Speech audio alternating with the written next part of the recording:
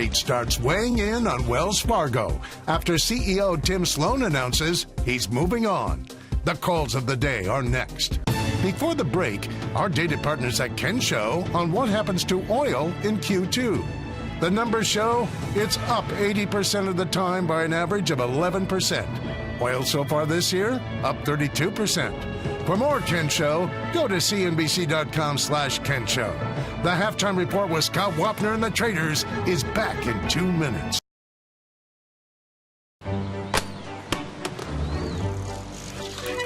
Good morning, Mrs. Wong. Good morning, your favorite. Thank you. Good morning, Mrs. Wong. Good morning. Look what I made for you. Thank you.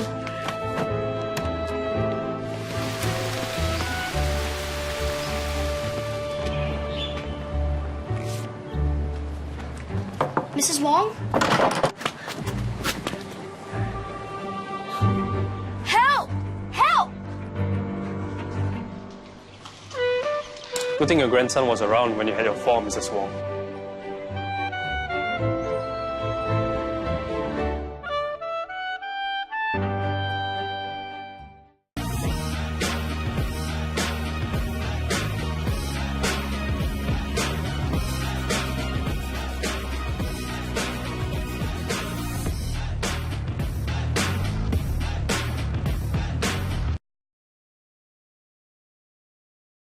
The time has come for our European partners to withdraw from the Iran nuclear deal. How uncomfortable this whole Munich security conference seems to have been.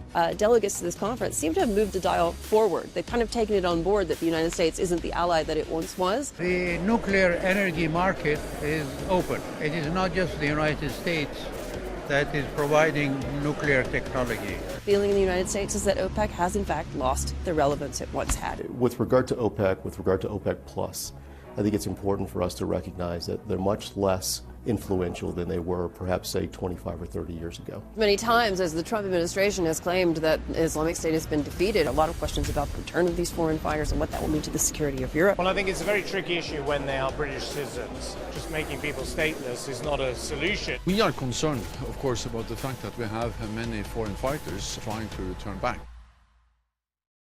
It's 11 a.m. on Wall Street, and Squawk Alley is live. Carl Quintanilla, Morgan Brennan, John Fort. Squawk Alley on CNBC.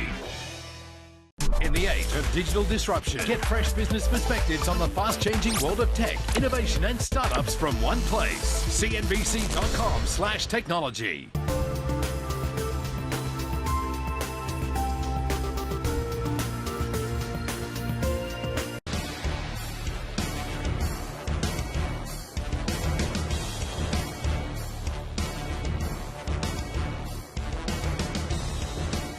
Welcome back to the Halftime Report. Three big stories we continue to follow this hour. Shares of Lyft popping around, well, right now about 14% after opening for trade under an hour ago. Take a look at shares there just to keep you updated. $82.19, $10 higher. That's a little more than 14%.